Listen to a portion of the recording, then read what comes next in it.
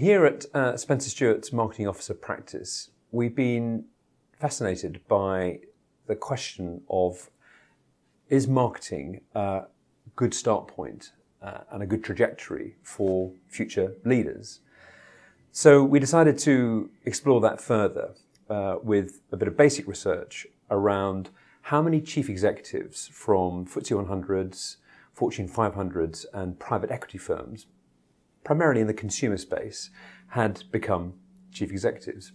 The findings were quite interesting because we discovered that 21% of CEOs in FTSE 100s, 18% of Fortune 500 CEOs, and 24% of private equity firms had CEOs who had started off life as marketers or indeed as CMOs. Now that represents the second largest cohort after CFOs. So immediately we had a sense that there was real value in a marketing career as far as leadership was concerned. So we explored that further by interviewing a number of CEOs who had come through the marketing route to that point. And out of that came a really helpful blueprint for what success looks like as a leader in a business if you come from a marketing background. And I think what emerged from that were a number of guidelines. The first one, which I think was consistent from everybody, was to broaden your skill set.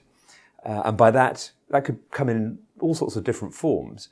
For example, getting out of marketing into an adjacent function. So that might be sales, it might be operations, it might be supply chain, so into another function.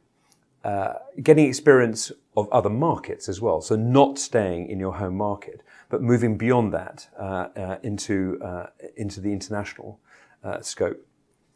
Another area was general management, and quite often general management experience in a much less glamorous area. I think for marketers, there's always the allure of roles which have a high profile, a high visibility. But actually one of the lessons we heard was going into a slightly tougher, less glamorous area really honed your general management skills. So there was a real lesson there around developing those broader skills. The second main lesson we heard was to speak the language of the board. Like it or not, marketing has a reputation in a lot of companies as a function which devours cost. Does it really deliver value? So a real lesson was around helping the board see the real value, the commercial value, and particularly this role as a driver of growth to the board. In doing that, immediately you create a commercial sort of validation, if you like, of marketing. A third thing we heard, which is very much to do with the environment we're in at the moment, is CMOs operating as integrators. So at the moment we have a situation where big data, as we call it, is creating enormous flows of information coming in to organizations, but not necessarily through the sort of classic marketing customer channel.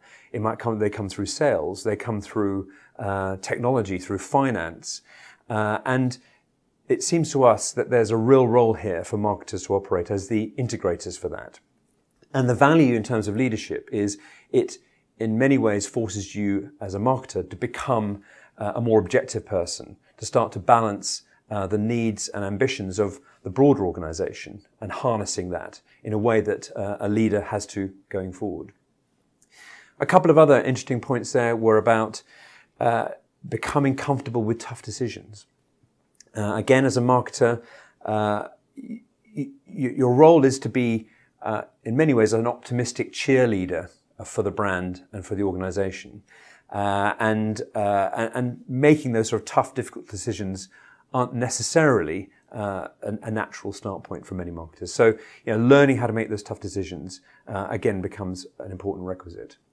So all of those elements together seem to us to create a helpful blueprint for any marketer that has ambitions to get to the top.